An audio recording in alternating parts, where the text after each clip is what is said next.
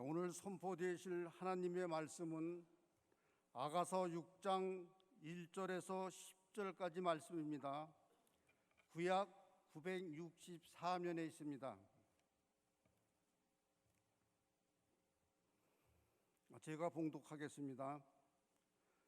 여자들 가운데에서 어여쁜 자야, 내 사랑하는 자가 어디로 갔는가? 내 사랑하는 자가 어디로 돌아갔는가? 우리가 너와 함께 찾으리라. 내 사랑하는 자가 자기 동산으로 내려가 향기로운 꽃밭에 이르러서 동산 가운데서 양떼를 먹이며 백합화를 꺾는구나.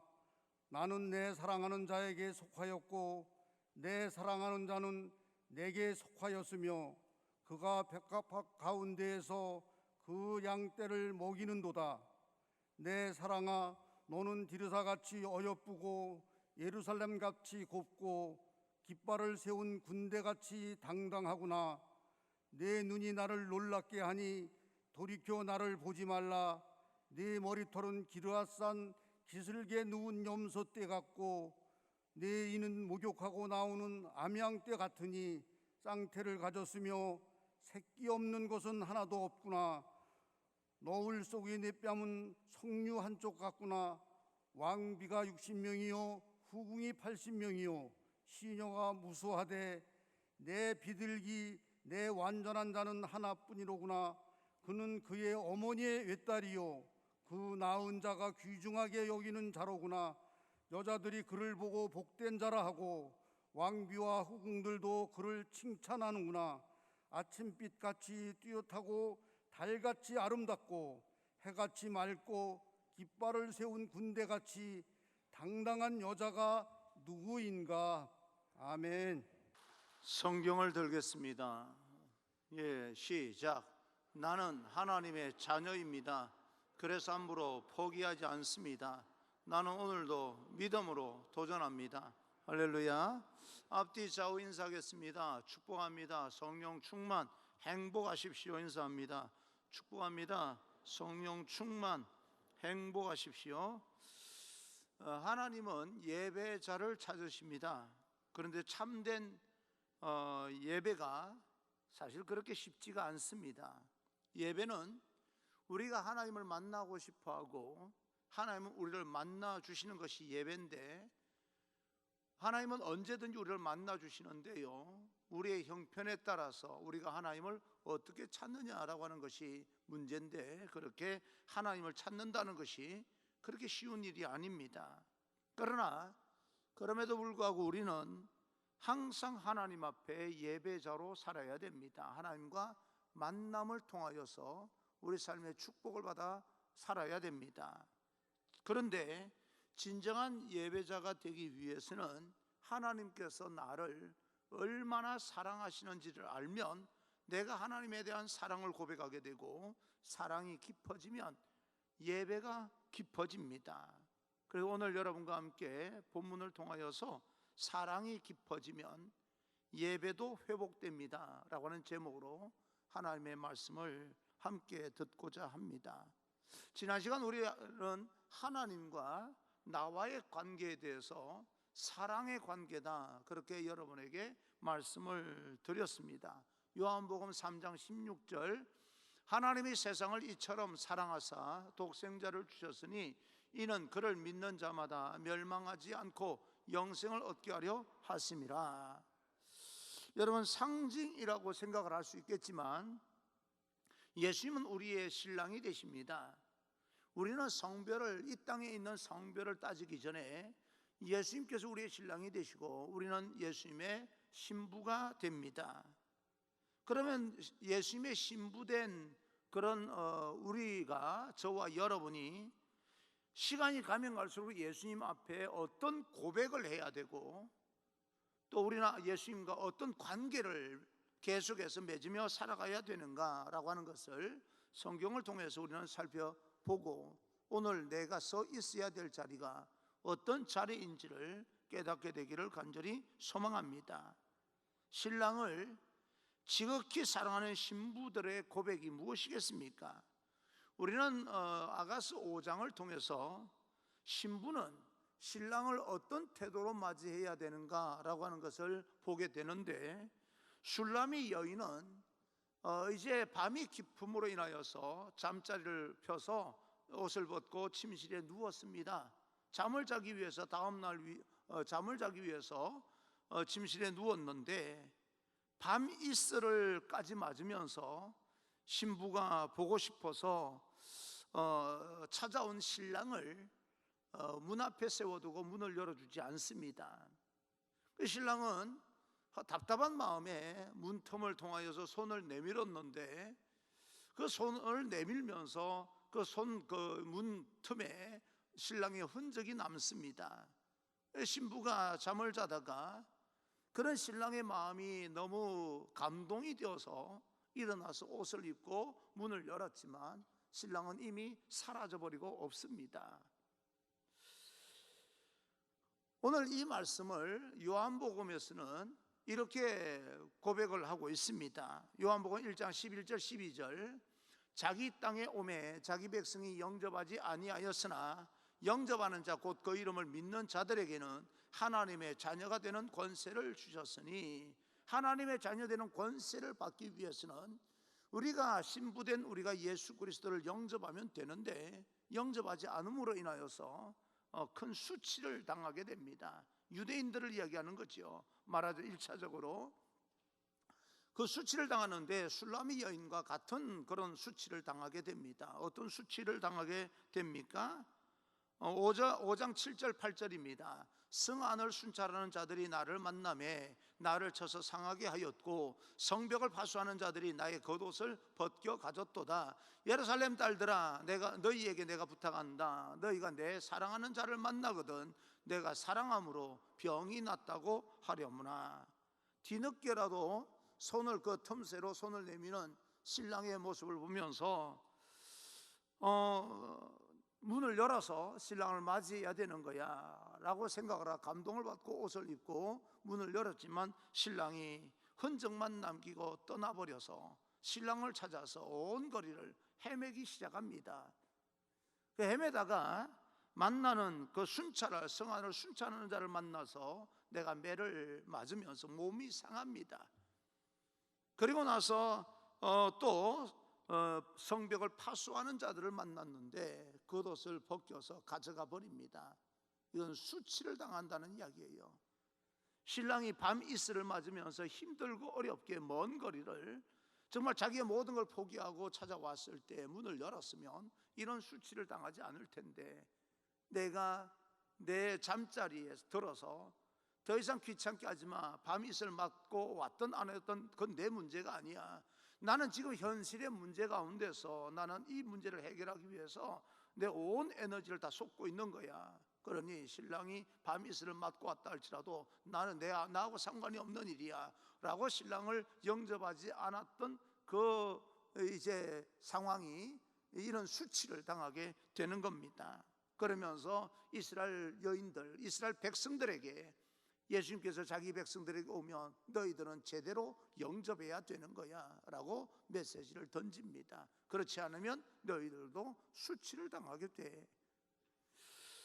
그로 인해서 술라미 여인은 몸이 상하고 마음이 상하고 겉옷을 또 빼앗겨 버리면서 수치를 당하는 그런 어떤 상황을 맞이하면서 예수님을 우리가 어떻게 고백하고 어떻게 맞이해야 되는지를 말씀해 주는데요, 이제 주님께서는 그에게 있어서 거룩하고 순결한 그런 신부로서의 삶의 모습과 축복의 내용이 어떤 것인지를 다시 한번 각인시켜 줍니다.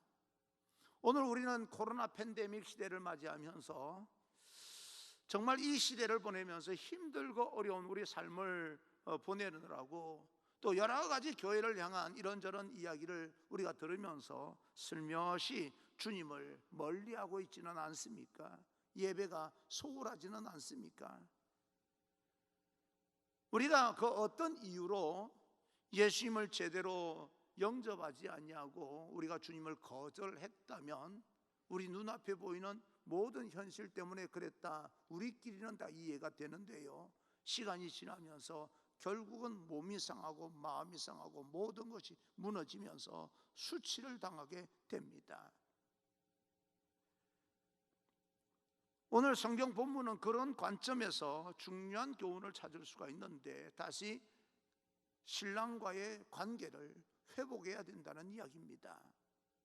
이전에는 내가 중심이었던, 내가 현실의 문제를 이야기하면서 싫으면 거절해도 괜찮을 것 같은 그런 신앙생활이었지만, 이제는 주님께서 우리의 신앙생활의 중심이 되어야 된다는 것을 말합니다.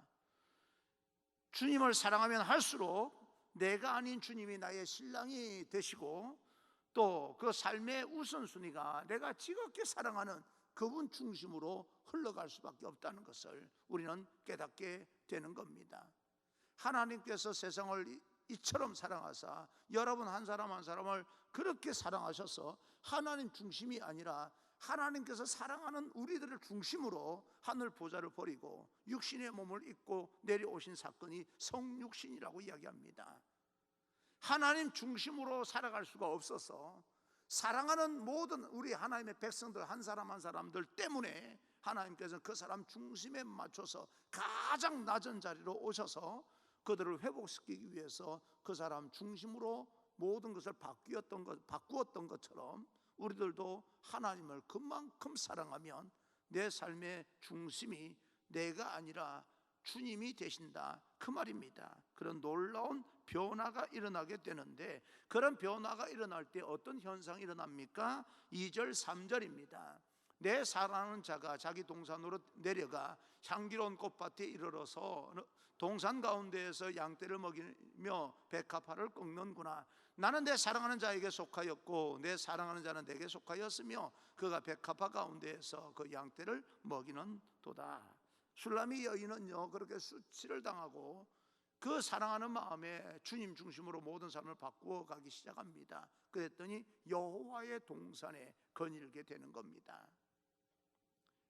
우리가 아무리 현실이 힘들고 어렵다 할지라도 우리 삶이 여호와의 동산에 거니는 그런 인생으로 회복되어지게 되면 사회적인 영향력이 확대될 뿐만 아니라 여러분 삶 가운데 놀라운 회복의 역사가 일어납니다. 슐라미 여인은 자기 집에 찾아오신 신랑을 맞이하지 못한 것으로 인하여서 갈등과 몸의 상함과 모든 것이 무너진 그런 상태에서 다시 회복이 되고, 이제는 자기 중심에서 주님 중심으로 신랑 중심으로 모든 삶이 변화가 됩니다. 그러면서 참된 신앙의 아름다움과 하늘의 축복을 누리며 주님과 함께 행복한 삶을 산다는 이야기입니다. 나는 우리 모든 성도들이 그런 인생으로 회복되어지기를 주님 이름으로 축원합니다. 여러분, 주님께서 나를 사랑하셔서 내 안으로 들어오시기 위해서 하늘 보좌를 버리고 들어오신다는 것도 정말 큰 기쁨이겠지만, 사실 내가 주님 안으로 들어갈 수 있다는 것은 얼마나 큰 영광인지 모릅니다. 주님이 내 안에 들어오신다는 것은 기적입니다. 그러나 내가 주님 안에 들어간다는 것도 큰 영광이에요. 우리가 이 땅에서 누릴 수 없는 영광을 누리고 있는 겁니다.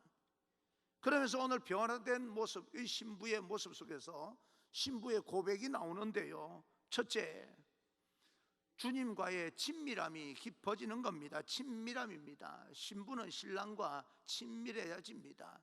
하나님의 백성들은 하나님과 친밀해야 됩니다. 3절입니다. 나는 내 사랑하는 자에게 속하였고 내 사랑하는 자는 내게 속하였으며, 지난 시간에 말씀드렸듯이 속한다는 것은 그 사람 잘되게 만들어주는 책임이 있다, 그 말입니다. 신랑은 신부가 잘되게끔 만드는 책임이 있습니다. 왜요? 사랑하니까. 하나님께서 이 땅에 육신의 몸을 입고 내려오셔서 우리를 축복해 주시는 이유는 여러분 한 사람 한 사람이 잘되게 하기 위해서입니다. 하나님은 여러분이 잘되기를 원합니다. 이 땅에서 축복받기를 원합니다. 그것이 하나님의 마음인 것을 믿으시기를 바랍니다. 그럼 우리는요, 하나님께 영광을 돌리는 겁니다. 그게 우리가 하나님께서 내게 속했다는 뜻입니다. 내가 하나님의 자녀이고 하나님은 내 아버지가 된다는 것은 하나님은 나를 잘되게 만드시고 나는 하나님께 영광을 돌리는 그런 관계가 되었다. 이 말을요, 예수님께서는 요한복음 17장에서 그 내용과 일치하는 그 내용으로 하나님 앞에 기도하는 그런 장면이 나오는데 17장 21절 22절 아버지여, 아버지께서 내 안에 내가 아버지 안에 있는 것 같이 그들도 다 하나가 되어 우리 안에 있게 하사 세상으로 아버지께서 나를 보내신 것을 믿게 하옵소서. 이는 우리가 하나 된 것 같이 그들도 하나가 되게 하려 함이니이다. 우리가 모두 하나가 되기 위해서 내가 아버지와 하나가 된 것처럼 아버지가 내 안에 내가 아버지 안에 거하는 것처럼 저들도 내 안에 내가 저들 안에, 그래서 우리 모두가 하나 되게 하옵소서. 이 말이요, 그들은 내게 속하였고 신랑은 신부에게 속하였고 신부는 신랑에게 속했다라고 하는 말과 일치하고 있는 겁니다. 이건 뭐예요? 친밀함입니다. 하나가 됐다는 겁니다. 결국 주님과 우리는 한 몸을 이루어서 내가 주님 안에 주님이 내 안에 이런 영광스러운 삶을 살게 될 때 아무리 현실이 힘들고 어려워도요, 우리는 넉넉히 극복할 수 있습니다. 하나님의 능력이 우리 안에 들어오기 때문에 그렇습니다. 사랑하는 성도 여러분, 우리는 우리 신앙생활 가운데서 우선순위에 대해서 얼마나 깊이 생각하십니까? 내가 세상이 마지막이다라고 생각할 때 내 안에 가장 마지막으로 남겨두고 싶은 것이 무엇입니까? 나는 여러분 안에 인생이 끝날 때에 마지막으로 남겨두고 싶은 그 가장 내 인생의 삶에 우선되는 그런 것이 바로 예수 그리스도 이름이 되기를 간절히 소망합니다. 내가 예수님 안에 거하는 자답게 예수님께서 나를 사랑하셔서 이 땅에 내려오셔서 내 안에 들어오신 자답게 인생을 살아갈 때 하나 어떤 일을 선택하고 결정하게 될 때 하나님의 뜻에 따라 결정하십니까? 여러분 현실의 어려움과 세상의 풍조에 따라서 세상 사람들은 다 이렇게 사는 거야, 그렇게 결정을 하고 계십니까? 솔로몬이라고 하는 이름과 술람이라고 하는 이름은요, 평화라고 하는 뜻을 담고 있습니다. 참된 평화라고 하는 가치 있는 생명을 주시기 원하는 주님의 마음을 깨닫고 그분의 겸손함 안에 친밀하게 거하는 것이 우리 신부가 맺어야 될 열매입니다. 하나님의 축복인 거죠. 우리가 세상을 무시하는 건 아닙니다. 우리가 세상에 살아가기 때문에 세상을 함부로 무시하면 안 됩니다. 그러나 세상 가운데서 그대로 세상이 요구하는 대로 살아갈 수도 없습니다. 주님과 신랑 되신 주님과 함께 우리는 세상에 서서 극복해 나가야 됩니다. 그런 모습을 성경에는 당당함이라고 표현하고 있습니다. 그 신랑 되는 주님의 주권과 권위를 그 가운데서 선포하는 주님께서 기뻐하시는 귀한 신부가 되시기를 주님 이름으로 축원합니다. 우리는 혹 세상의 풍조에 따라서 주님을 향한 마음이 변하지는 않았습니까?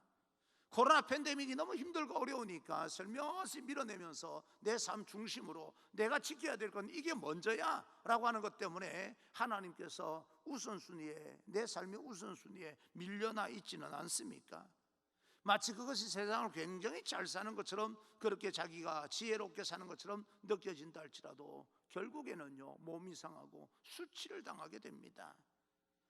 자기 중심으로 살았던 술람이 여인처럼 우리가 주님을 만나기 전에는 제대로 하나님께서 우리를 얼마나 사랑하시는지 우리가 알기 전에는 내가 주님보다 앞서고 주님의 뜻보다 내 뜻이 더 중요하고 내가 추구하는 그 어떤 인생의 목적이 하나님께서 나를 향한 그런 목적보다 더 중요하게 생각을 하지만 몸이 상하고 그리고 그것이 벗겨지는 수치를 당하고 나서 회복을 이루면서 주님의 여호와의 동산 안에 거닐게 되면서 이게 아니었구나 라고 하는 것을 깨닫게 됩니다. 그것이 신부가 신랑 앞에 사는 고백이 바로 우리들이 하는 신앙 고백이기도 합니다. 나는 주님의 도움이 필요합니다. 그 도움이 그런 고백이죠. 세상에 그 어떤 사람도요, 사실은 알고 보면 주님의 도움이 필요한 겁니다. 세상에 그 어떤 사람도 주님의 도움이 필요하지 않은 사람은 단 한 사람도 없습니다. 우리는 그것을 위해서 주님과 친밀해야 됩니다. 우리는 그분 안에 거해야 되면, 그리고 그분이 내 안에 들어와 계십니다. 결국 우리 인생을 최고의 우선순위로 주님을 두게 되면 우리는 후회함이 없는 최고의 인생이 됩니다. 하나님의 사랑을 받는 그런 모든 이 땅에 주님의 신부로서 살아가는 모든 하나님의 백성들은 그렇게 살기를 하나님께서 원하시는 겁니다. 그리고 그런 어떤 삶을 살아갈 때 나타나는 현상이 있습니다. 둘째, 성숙함이 신부로서의 변화입니다. 4절입니다. 4절, 내 사랑아 너는 디레사같이 어여쁘고 예루살렘같이 곱고 깃발을 세운 군대같이 당당하구나. 주님의 말씀과 성품을 따라 살아가게 될 때 그것이 내 기쁨이다 라고 고백을 하면서 그 사람은 성숙한 그런 인격을 이제 소유하게 됩니다. 그래서 우리는 어여쁘고 곱게 만물을 창조하신 하나님께 인정을 받으며, 사람에게도 인정받는 것도 좋은데요, 우리는 하나님께 인정을 받으며 세상에서 그렇게 존귀하게 주목을 받고 살아갈 수가 있게 됩니다. 하나님은 우리를 이 땅에서 어여쁘고 곱게 창조하시면서 이렇게 말씀하신 장면도 있습니다. 이사야서 42장 6절부터 보게 되면, 나 여호와가 의로 너를 불렀은즉 내가 내 손을 잡아, 여러분 한 사람 한 사람은 손을 잡아 너를 보호하며 믿으시기를 바랍니다. 너를 세워서 백성의 언약과 이방의 빛이 되게 하리니 내가 눈먼 자들의 눈을 밝히며 갇힌 자를 감옥에서 이끌어내며 흑암에 앉은 자를 감방에서 나오게 하리라. 영향력 있는 그런 하나님의 백성이 된다는 이야기입니다. 나는 여러분 추구하는 모든 삶의 목적이 이루어지는 동시에 사회적으로나 여러 가지 그런 어떤 여러분 삶의 자리에서 영향력이 확대되는 그런 하나님의 백성이 되기를 주님 이름으로 축원합니다. 그러면 하나님께서 하나님의 이름으로 맹세하는 장면이 나오는데, 나는 여호와이니 이는 내 이름이라. 내 이름을 걸고 맹세하는데 나는 내 영광을 다른 자에게, 내 찬송을 우상에게 주지 아니하리라. 여러분 한 사람 한 사람을 하나님께서는 마귀에게 빼앗기지 않겠다, 그렇게 마음을 먹고 있는 겁니다. 그런 가운데서 우리는 성숙함으로 말미암아 이 땅에서 우리는 행복하고 하나님의 축복 가운데 살아갈 수가 있게 됩니다. 이 모든 성품, 정말 참된 평화의 성품, 그리고 우리가 생명을 가지고 영향력 있는 그런 인생을 살아가는 모든 것의 뿌리는 바로 예수 그리스도가 우리의 뿌리가 되십니다. 그분이 우리 신랑이기 때문에 우리는 그분과 친밀해지게 될 때 우리는 성숙하게 되고, 그 성숙함은 권위입니다. 이 사람 계속해서 대화를 해보니까 가볍게 대할 사람이 아니네 라고 하는 그런 느낌을 갖게 됩니다. 무슨 이야기인지 여러분 충분히 아실 겁니다. 이렇게 이 사람이 가벼운 사람이었어? 별 것도 없는 사람이었어? 이런 사람이 있는가 하면요, 계속해서 교제하다 보면 이 사람 가볍게 대할 사람이 아니잖아. 그 사람이 나에게 편하게 대해주니까 나하고 똑같은 줄 알았죠. 평범하게 그저 그냥 즐겁게 웃고 생활하고 시간 보내고 하다가 어느덧 가만히 이 사람을 가만히 들여다보니까 와, 정말 내가 그냥 편하게 대했지만 가볍게 대할 사람은 아니라고 하는 걸 깨달았습니다. 무게를 잡는다고 진지해지는 것만도 아니고요, 편하게 한다고 해서 가볍게 되는 것만은 아니에요. 그 안에 어떤 권위를 가지고 살아가느냐에 따라서 인생의 가치가, 삶의 가치가 달라지는 거예요. 평가가 달라지는 겁니다. 그러면 우리의 그 모든 평가의 뿌리는 바로 예수 그리스도께 있습니다. 그것을 우리는 영광이라고 이야기합니다. 성숙함이라고 이야기합니다. 여러분 머리 위에 하나님의 영광이 머물러 있기를 주님 이름으로 축원합니다. 그럴 때 오늘 깃발을 세운 군대같이 당당하다라고 하는 말을 듣게 되는 겁니다. 저 사람 정말 당당한 모습이 매력이 있어, 이렇게 되는 거예요. 여러분 당당하다는 말은요, 성격이 강하다거나 다른 외모적인 그런 어떤 성향적인 변화가 아니라 그 안에 뭐가 달라졌다는 거예요? 권위가 달라졌다는 거예요. 예수님께서는 힘없이 죄인처럼 넘겨져서 십자가에 정말 오늘날 우리 말로 말하면 좀 찍소리 못하고 십자가에 못 박혀 죽으신 분 아닙니까? 그런데 그분이 그 안에 우리가 세상 사람들이 그렇게 해도 될 것처럼 느껴졌던 분인데도 불구하고 십자가에 못 박았을 때, 숨을 거두실 때 온 자연 우주 만물이요 그분의 권위 앞에 무릎을 꿇습니다. 온통 캄캄해지면서 그런 장면을 보면서 그 권위가 드러나니까, 십자가 죽음으로 그 권위가 드러나니까 세상에 그 쳐다보는 모든 사람들이요, 아, 과연 하나님의 아들이었다라고 하는 고백이요 그 마음 깊은 곳에서 터져 나오지 않습니까? 그 권위를 우리는 갖고 살아야 됩니다. 그럴 때 우리는 세상에서 다른 사람과 비교해서 연약하고 부족하다 할지라도 뭐 할 수 있습니까? 당당해질 수 있는 겁니다. 난 여러분 한 사람 한 사람이 겉모습은 약해 보인다 할지라도, 다른 사람과 비교해서 좀 보잘것없어 보인다 할지라도 당당했으면 좋겠습니다. 저와 여러분 세상을 살아갈 때 빛과 소금의 역할을 하지만 녹아지고 또 때로는 헌신하고 희생하면서 깨지고 넘어지고 그러지만, 그럼에도 불구하고 우리 안에 하나님의 어떤 권위, 하나님의 능력이 담겨져 있어서 세상을 향해서, 그 어떤 사람들을 향해서 당당해질 수 있는, 교만하라는 말이 아니라 당당해질 수 있는 그런 삶이 되기를 바랍니다. 그러기 위해서 우리는 한 가지 우리가 명심해야 될 게 있습니다. 셋째, 순복함, 순종함입니다. 5절입니다. 내 눈이 나를 놀라게 하니 돌이켜 나를 보지 말라. 내 머리털은 길르앗 산기슭의 눈 염소떼 같고 라고 이야기합니다. 이건 목양을 이렇게 여호와의 동산을 이렇게 우리가 상상하면 됩니다. 주님은 우리의 목자가 되시고 우리의 인도자가 되신다는 믿음을 가지고 사는 신부들은요, 어떤 상황 가운데서도 두려워하지 아니하고 당당하며 소망을 주님께 두고 살기 때문에 힘들고 어려운 건 사실이지만 우리는 그렇게까지 무너지지 않습니다. 두려워하지 않게 됩니다. 모든 세상을 극복하게 됩니다. 여러분, 한 가지 우리는 항상 기억해야 될 게 있습니다.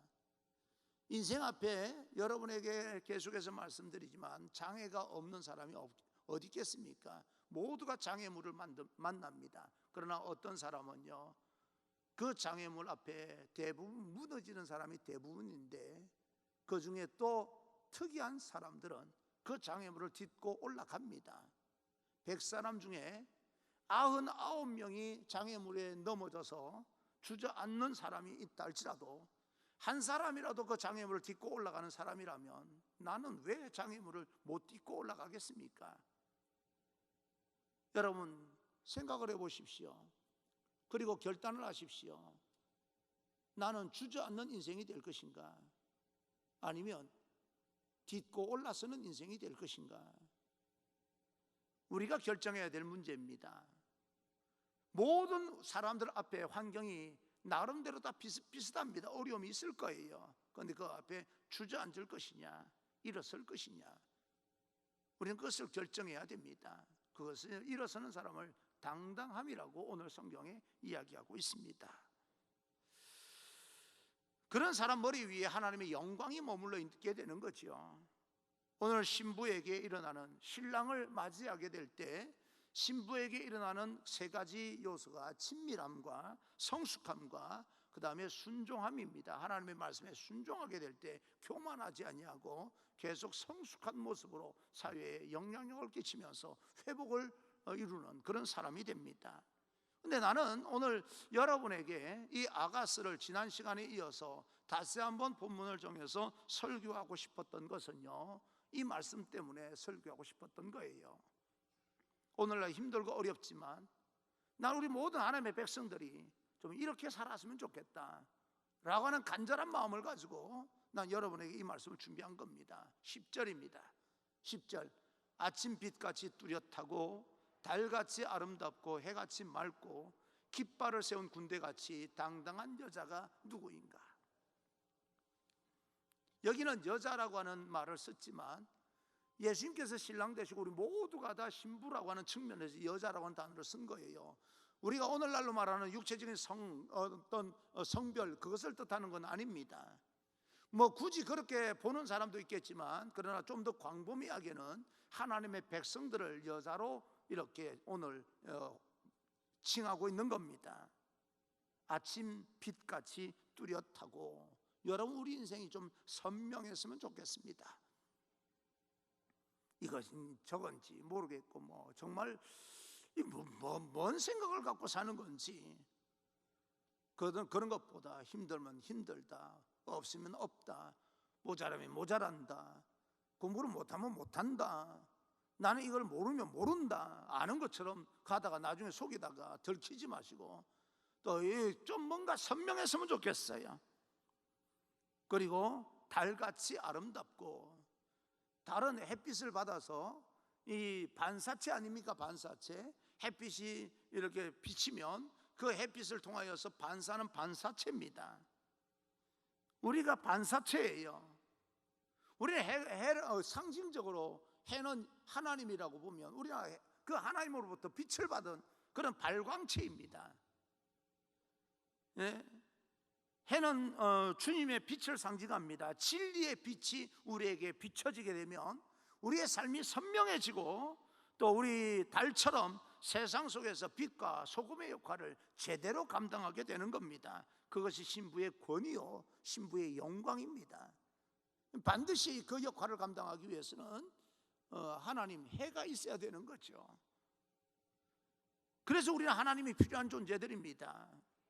예수님이 필요하고요.